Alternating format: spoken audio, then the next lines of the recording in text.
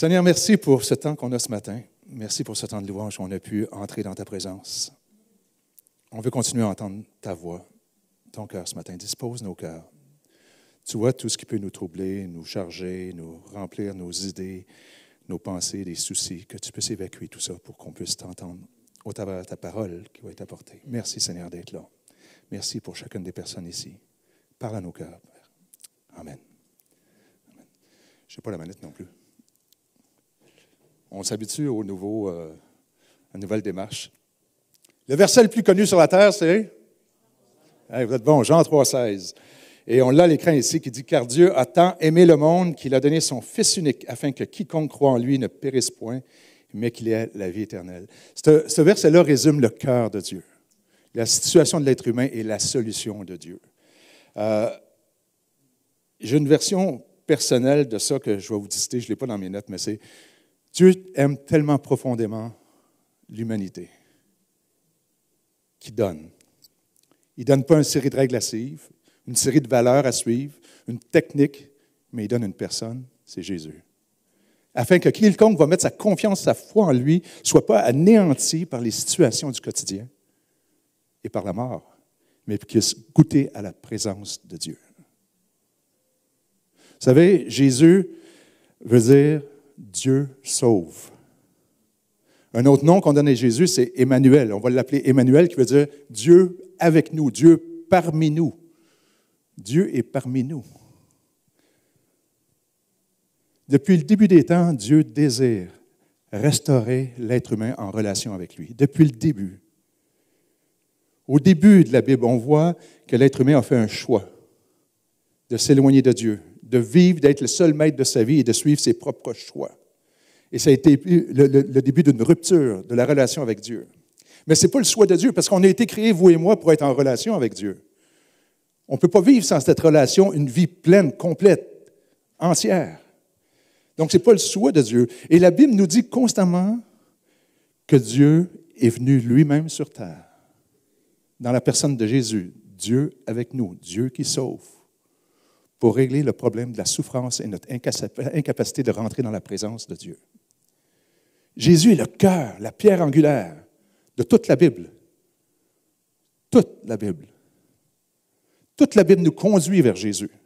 L'Ancien et le Nouveau. François a fait une série il n'y a pas longtemps sur Jésus est le vrai et le meilleur. Et il y a une série de personnages dans la Bible. Jésus marchait après sa mort et sa résurrection. Il marchait avec des disciples qui s'en allaient vers la ville d'Emmaüs. Puis il commence à leur parler. Ces gens-là étaient troublés de la mort de celui qu'on espérait que ce soit lui qui était annoncé. Et ils étaient troublés. Et Jésus, ce qu'il fait, il dit, en commençant par les écrits de Moïse et continuant par ceux de tous les prophètes, il leur explique dans toutes les Écritures, l'Ancien Testament, qui existait seulement à ce moment-là, ce qui le concernait. Pendant près de 12 kilomètres, Jésus marche avec ces deux personnes-là.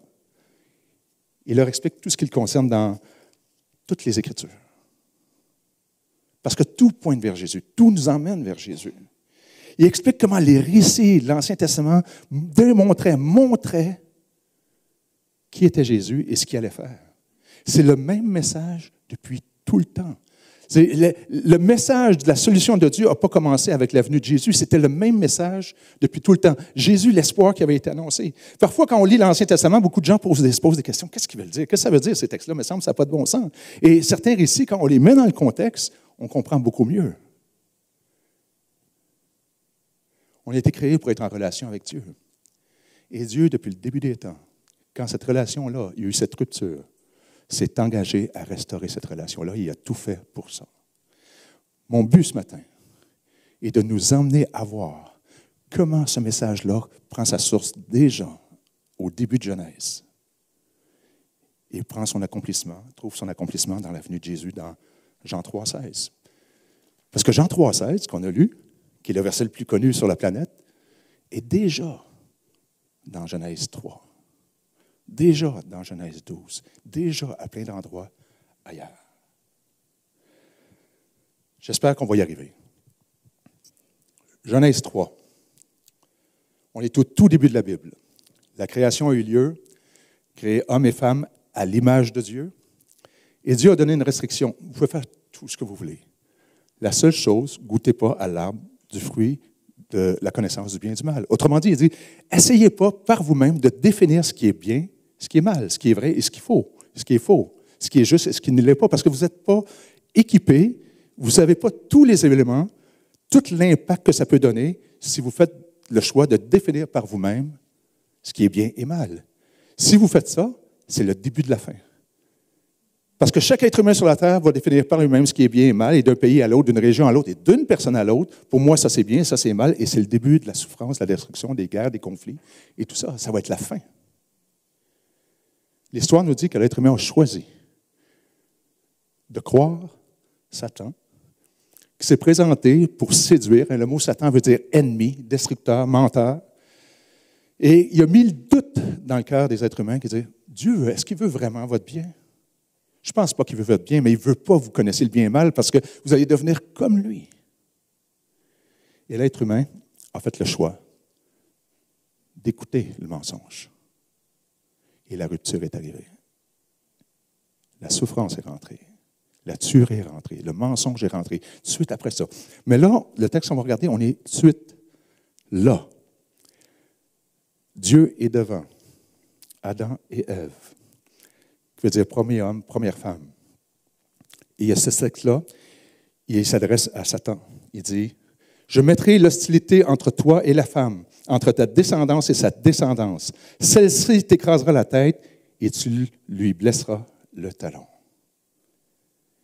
Ce texte-là est appelé souvent le proto-évangile, parce que c'est la première fois qu'on parle du moyen de salut de Dieu, déjà en Genèse 3, tout de suite après la décision de l'être humain de mettre Dieu de côté. Déjà là, Dieu annonce le salut. Il dit, « Je t'écraserai la tête. Celle-ci va t'écraser, sa descendance. » La descendance d'Adam et Ève va écraser la tête. Et c'est pour ça que Luc, dans son évangile chapitre 3, fait toute la descendance, la généalogie de Jésus jusqu'à Adam et Ève, pour montrer que Jésus est directement de la descendance d'Adam et Ève, celui qui va écraser la tête de l'ennemi. Tout se suit. Moi, ça me fascine quand je vois ça. Tout se suit. Déjà là au début, Genèse 3 fait référence à la victoire accomplie en Jésus-Christ. Cette tête du serpent qui est écrasée symbolise la défaite totale, irrévocable de Satan, de la mort, de l'ennemi. La tête signifie le contrôle, le pouvoir, l'autorité. Elle va être écrasée. Tu vas lui blesser le talon. Satan pensait vaincre Dieu en tuant Jésus. Mais en fait, la mort de Jésus était le moyen que Dieu allait accomplir le salut, la possibilité pour l'être humain d'être restauré dans sa relation avec Dieu à cause de la résurrection. La blessure au talon représente la souffrance que Jésus peut avoir à la croix, à la torture. Mais cette blessure-là était temporaire. Il n'était pas en question de la victoire finale parce que Jésus a ressuscité, a vaincu, il a triomphé du mal de la mort par sa résurrection. Déjà au 3e chapitre de Genèse, juste après le choix de l'être humain de vivre sans Dieu, on voit que Dieu s'engage à restaurer ce qui est brisé. Il s'engage. D'ailleurs, c'est mon titre. Dieu s'engage envers nous. La mort est vaincue. Ce qui nous empêchait de vivre en relation avec Dieu est vaincu. On est des milliers d'années avant Jésus-Christ. J'aimerais aller un peu plus loin dans Genèse maintenant, où c'est encore plus clair. C'est l'appel d'Abraham. On est encore des milliers d'années avant Jésus-Christ. C'est l'histoire d'Abraham à qui Dieu s'est révélé. Abraham est appelé dans la Bible le père de la foi. Regardez le texte de Genèse, on est au chapitre 12, encore il y a très, très, très longtemps. Le Seigneur dit à Abraham, « Quitte ton pays, ta parenté et la maison de ton père, et va dans le pays que je te montrerai. Je ferai naître de toi une grande nation. Je te bénirai et je rendrai ton nom célèbre. Tu seras une bénédiction pour les autres. À travers toi, je bénirai toutes les nations de la terre. » Abraham, âgé de 75 ans, partit, comme l'Éternel lui avait dit. Dieu rencontre Abraham et lui dit, je vais te donner une descendance. D'ailleurs, il va dire une descendance, regarde comme les étoiles du ciel ou le sable de la plage, là, autant que ça. C'est innombrable, autrement dit. Je vais faire de toi une grande nation et ta nation, toi, Abraham, si tu me suis, si tu marches avec moi, toute la terre va être bénie à cause de toi, à cause de ton acte d'obéissance. On est le résultat de cette promesse. On fait partie de toutes ces nations qui ont été touchées à cause du geste d'Abraham. Le geste d'Abraham allait avoir des conséquences sur toute l'humanité. Abraham est parti, comme Dieu lui avait dit. Où? Il ne sait pas. Ça lui a pas été dit. Est-ce que ça vous arrive parfois que Dieu vous appelle à faire un pas en lui faisant confiance, mais vous ne savez pas trop où ça va aboutir, mais il vous demande de faire le pas, mais on n'est pas certain où ça va aboutir, où ça va m'emmener, mais il semble que c'est mieux par là, là. Tout est clair. Non. Patrice, voilà, fais-moi confiance. Suis-moi. Écoute ce que j'ai dit. Abraham l'a fait. Il a quitté pour répondre à l'appel de Dieu. Il a quitté ce qu'il avait. Il a rassemblé son épouse, sa famille, ses employés, ses biens, puis il est parti. Il a fait un pas de foi. Il a cru Dieu. Vous savez, maintenant, quand Dieu parle à quelqu'un, il s'adresse à cette personne-là dans son contexte, de façon que la personne puisse comprendre les choses. Et encore aujourd'hui, quand Dieu nous parle, il va nous parler dans notre contexte. Il va nous parler au travers la Bible, au travers son esprit, mais au travers la communauté qui a été pensée, initiée. L'Église a été initiée par Jésus pour rassembler les croyants, qu'on s'aide, on s'encourage à grandir. Et il l'a fait. Et Dieu a parlé à Abraham selon son contexte. Il allait faire une alliance avec lui. Et dans notre texte ici, Dieu est sur le point de rentrer dans cette alliance-là avec Abraham. Dieu allait accomplir sa promesse d'avoir une descendance et une bénédiction pour les nations. Et Abraham et ses descendants, eux, avaient à s'engager à suivre Dieu. Et de son côté, Dieu allait faire d'eux une nation, un peuple, les guider, les accompagner, les restaurer, les guérir et les bénir. Vous savez, à l'époque, la descendance, d'avoir une descendance était très, très, très importante. On n'avait pas, comme aujourd'hui, plusieurs services sociaux pour nous aider, nous accompagner ou des choses comme ça. Donc, chaque famille, pour grandir, pour survivre, devait se défendre et assurer leur protection. C'est pour ça que les familles avaient besoin de plusieurs fils, plusieurs filles. Les hommes avaient plusieurs concubines ou des épouses pour pouvoir avoir plusieurs fils et filles qui allaient avoir plusieurs fils et filles pour être un peuple nombreux. Et parce que ces familles-là se déplaçaient souvent avec leurs brebis, leurs moutons, leurs animaux, leurs possessions, et ils devaient protéger. Donc, avoir une grande famille, ça protégeait. D'avoir une descendance, c'était essentiel pour ta survie, la survie de ta famille, de ta tribu, de ton groupe. Une réalité aussi, à part d'avoir des grandes familles, c'était des peuples ou des tribus attaquaient d'autres tribus pour pouvoir prendre possession de leurs biens. Donc, c'était risqué. Donc, si une personne ne pouvait pas avoir d'enfant, l'homme ou la femme, c'était catastrophique. Ça voulait dire que ma famille ne subsistera pas. C'est l'histoire de la famille de Jacob, qui a eu 12 enfants, qui ont eu plusieurs enfants, et c'est devenu une tribu, une nation. Donc, Dieu s'est révélé à cette époque-là. Comprenez, là, on est bien longtemps avant la venue de Moïse et les 10 commandements qui allaient donner des règles de vie de société. On est longtemps, c'est un moment barbare, cruel, atroce.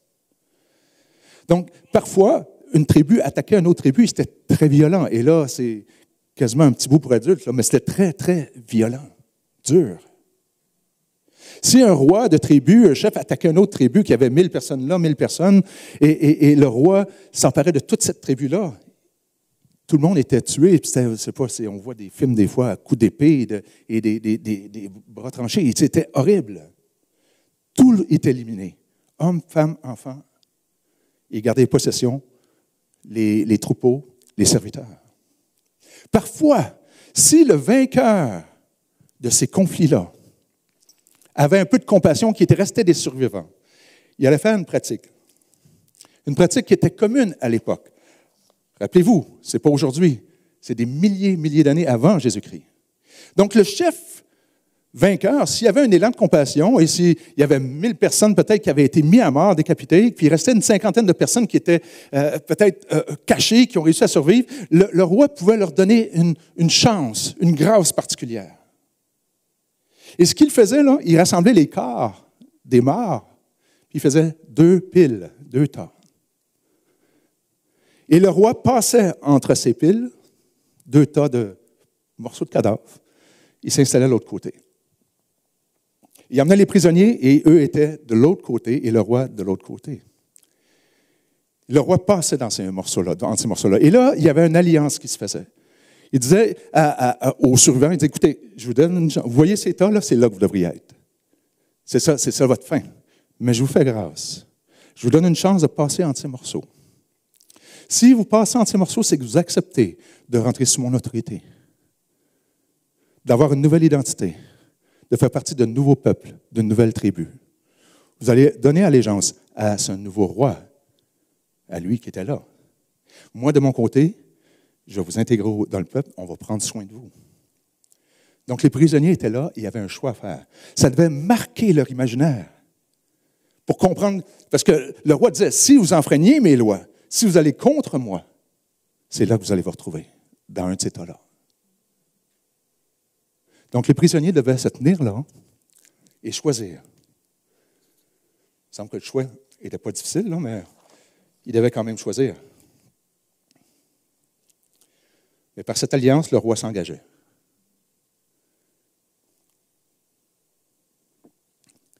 Encore une fois, c'est dans ce contexte-là que Dieu s'est révélé à Abraham.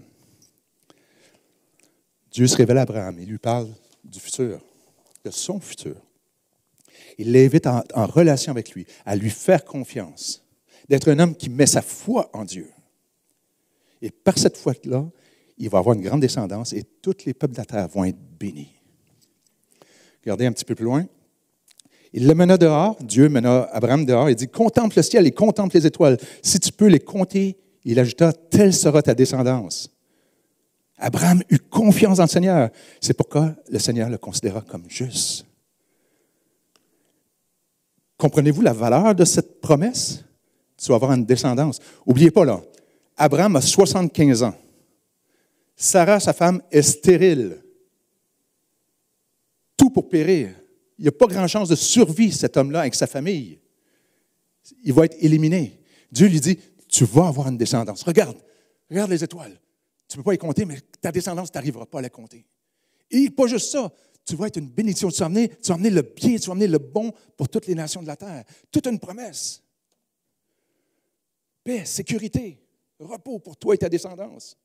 Mais ça va se trouver dans la confiance que tu vas me mettre. Tout un pas de foi.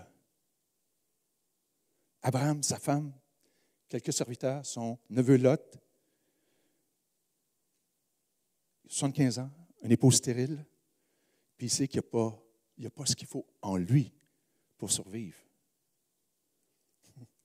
Dieu l'appelle à partir, traverser des déserts, des lieux désertiques, seul. Ça n'a comme pas d'allure. Mais Abraham, il va. Mais ça le travaille à entendre lui. Regardez ce qu'il dit après ça. Il dit, Seigneur, Dieu, demande à Abraham, mais je veux avancer, mais comment je peux en être certain? Tu sais, je m'engage dans quelque chose de gros. Comment je peux en être certain que je vais l'avoir, cette promesse-là? Que je vais être vraiment une bénédiction? Comment je peux être certain que je peux me fier à toi?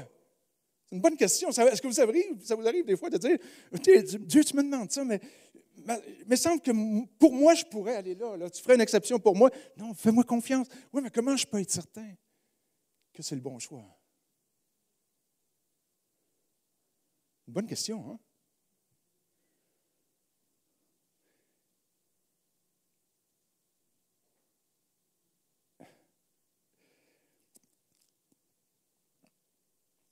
Regardez ce que Dieu fait par la suite. Le Seigneur lui dit, amène-moi une génisse, une chèvre, un bélier de 3 ans chacun, une tourterelle et un pigeon. Il ne dit rien de plus, mais Abraham sait ce qui est en train de se passer. parce que c'est dans son contexte. Il partagea, Abraham apporta les oiseaux et les partagea par le milieu, à l'exception des oiseaux, et plaça chaque moitié vis-à-vis un de l'autre. 2 tas.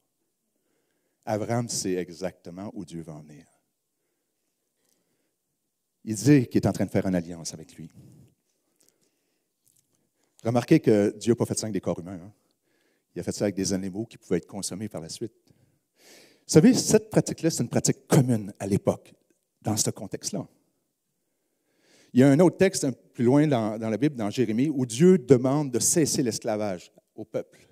Et ils font une alliance comme ça, on va le lire ensemble. Il dit, les autorités de Juda et de Jérusalem, les hauts fonctionnaires, les prêtres et tous les hommes libres avaient conclu un accord solennel avec moi, en partageant le veau du sacrifice et en passant entre les 2 moitiés de l'animal.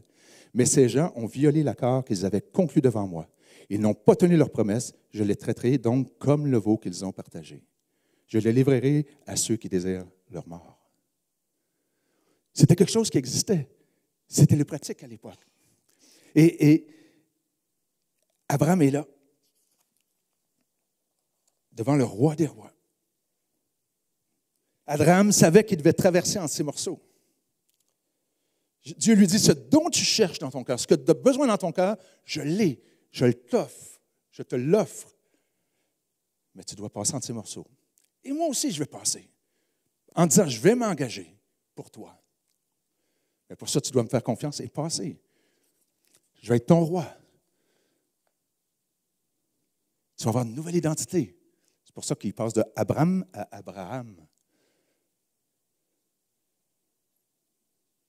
Abraham est là, devant des morceaux. Des vautours s'abattent sur les cadavres, mais Abraham les chassa. Au coucher de soleil, Abraham tomba dans un profond sommeil. Une grande et sombre terreur s'empara de lui.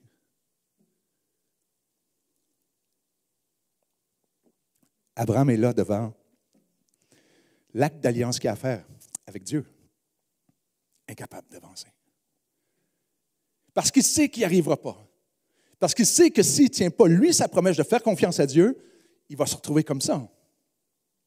Incapable de bouger.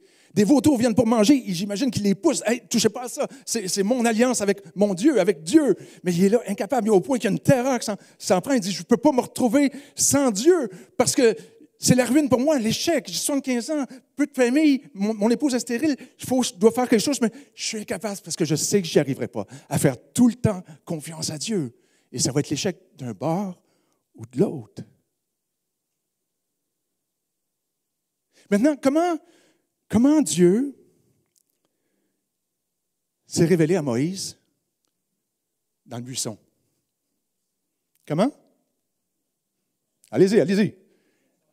Buisson ardent, buisson en feu, les flammes dans le buisson. Okay, sur la montagne, il y avait un buisson avec des flammes dedans qui ne se consumaient pas. Le buisson ne se consumait pas. Dieu s'est révélé à Moïse comme ça. Comment Dieu s'est révélé dans le peuple en sortant d'Égypte? La nuit d'une manière et le jour d'une autre manière. Allez-y. Oui, colonne de feu, la nuit, colonne de fumée, le soir, le jour. Comment Dieu s'est révélé quand l'Esprit est descendu sur l'être humain à la Pentecôte, après la résurrection? Des langues de feu. Maintenant, regardez ce qui s'est passé par la suite.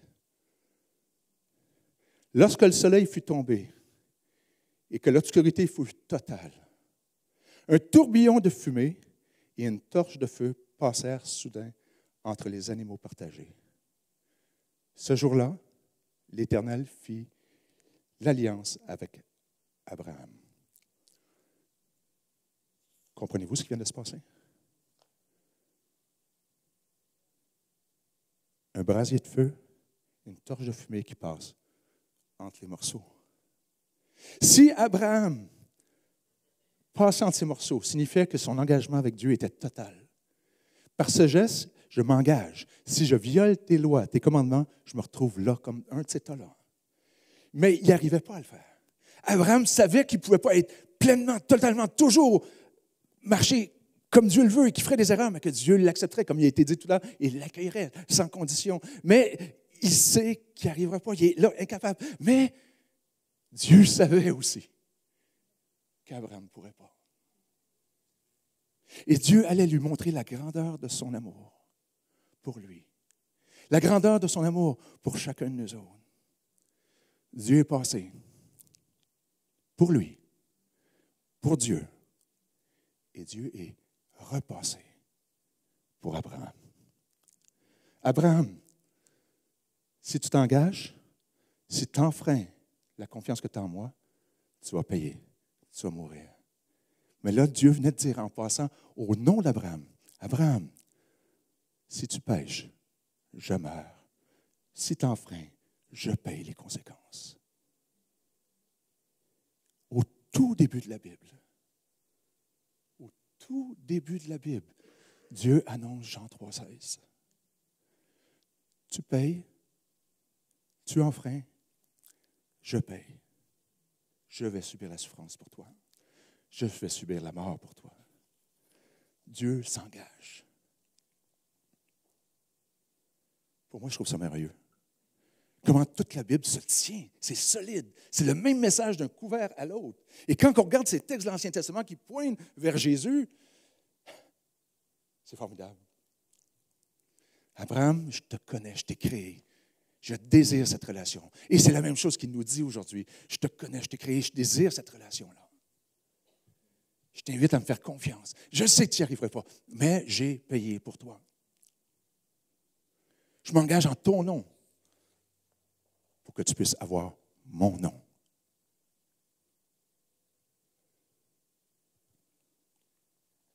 Car Dieu a tant aimé le monde qu'il a donné Jésus, afin que quiconque croit en lui ne périsse pas, mais qu'il puisse goûter la présence de Dieu. Genèse 12, Genèse 3, et déjà Jean 3,16 est annoncé. Il nous montre à quel point on a de la valeur pour lui, à quel point il tient à nous. Regardez Philippiens aussi, un autre texte dans Philippiens, ça a été écrit après Jésus-Christ. Jésus possédait depuis toujours la condition divine, mais il n'a pas voulu demeurer de force l'égale de Dieu. Au contraire, il a de lui-même renoncé à tout ce qu'il avait. Il a pris la condition d'un serviteur, Dieu Emmanuel, Dieu parmi nous, Dieu sauve. Il est devenu homme parmi les hommes. Il a été reconnu comme un homme. Il a choisi de vivre dans l'humilité et s'est montré obéissant jusqu'à la mort sur la croix. Dieu sauve. Dieu vient parmi nous. Dieu est dans notre présence.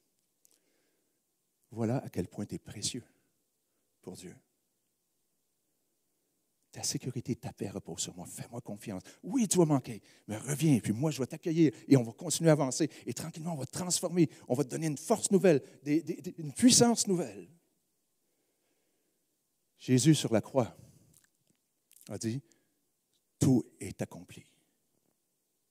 Il faisait référence à Genèse 15, la promesse avec Abraham.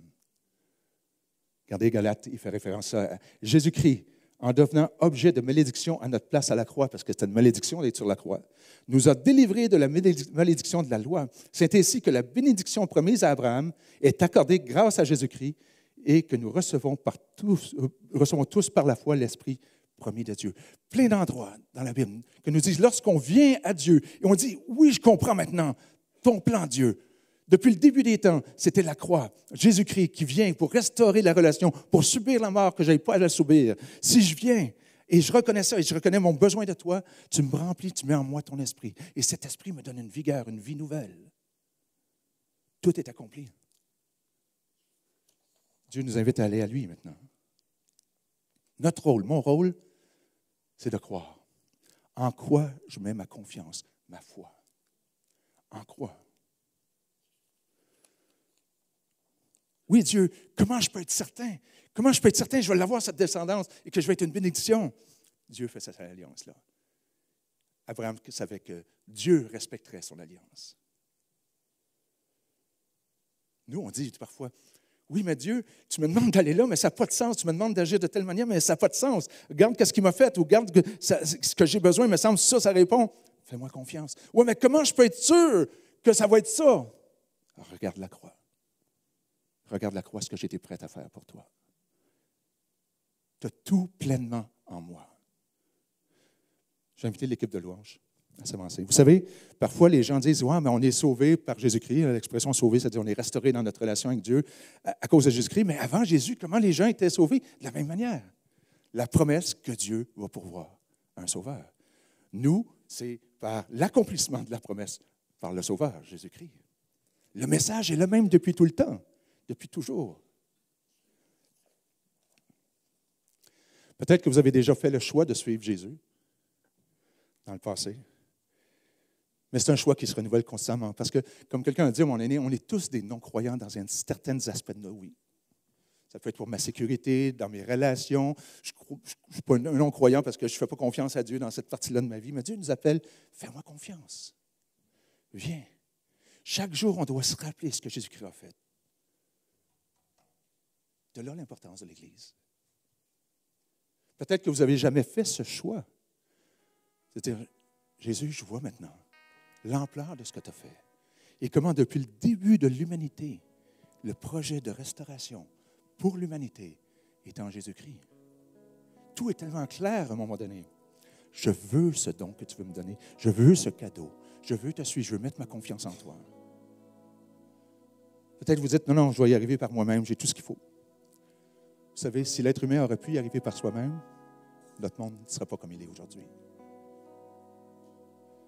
Si l'être humain aurait pu y arriver par lui-même, Jésus ne serait pas venu. Si Abraham aurait pu par lui-même, Dieu n'aurait pas passé entre les morceaux.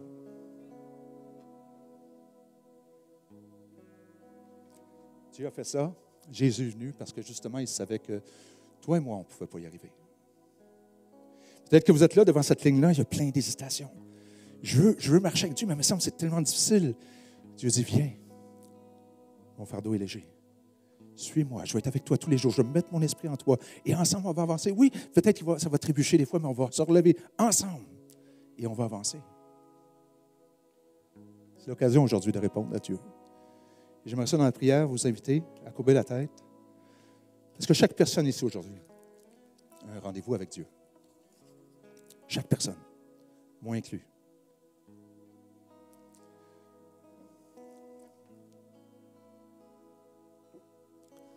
Je vous invite à courber la tête.